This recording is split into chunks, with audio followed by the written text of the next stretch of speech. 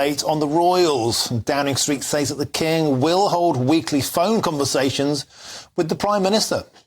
This comes as the monarch has travelled back to the Sandringham estate to begin treatment. Number 10 and Buckingham Palace took the unusual step of confirming details about the weekly call in an attempt to show that the King was carrying on with his duties as normal.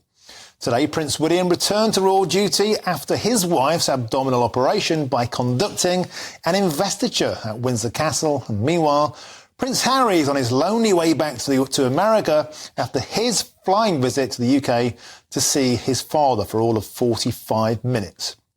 Well, I'm joined now by Michael Cole, former royal correspondent for the BBC, who joins me. Michael, fabulous news to start with that the King is returning to some semblance of normality and routine. Yeah, very, very sensible indeed.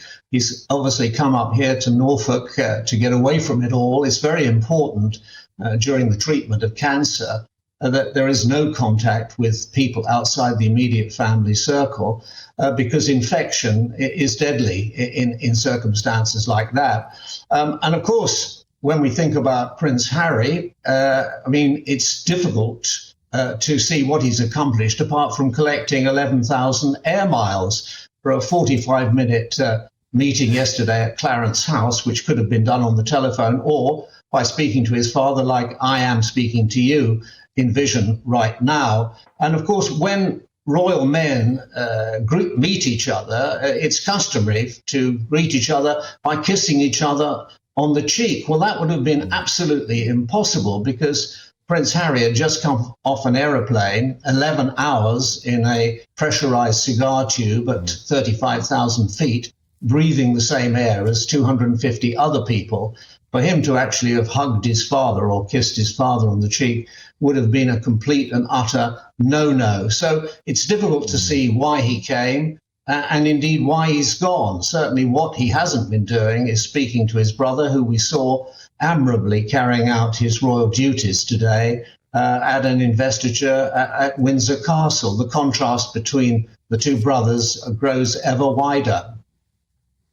Do you think, Michael, this trip has once and for all proven something that a lot of us have been thinking about, you and I have been talking about for a long time, and that is, Harry's book was called Spare, and now he really is the spare proverbial in the royal family, pointless, superfluous requirements. Yeah, well, of course, that's his choice. The King very sensibly and wisely has always made it clear that Harry is his son and is always welcome and that he loves him. So there was nothing yesterday for the King to apologise or explain during that 45-minute meeting.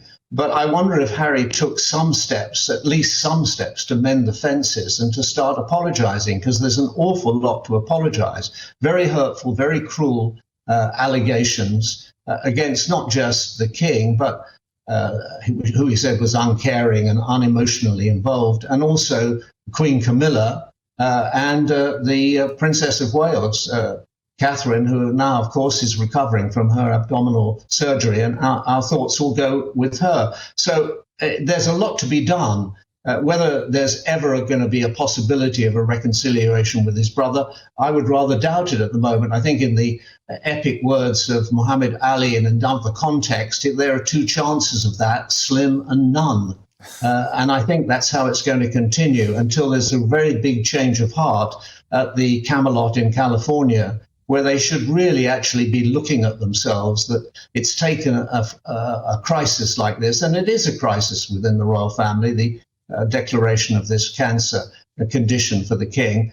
They should be thinking of themselves, what really matters in life, what is important, and put the trivialities behind them. There they are, handsome, good-looking people, two beautiful, healthy children, more money than you can shake a stick at, people admiring them, people liking them, people giving them employment. What on earth have they got to be worried about?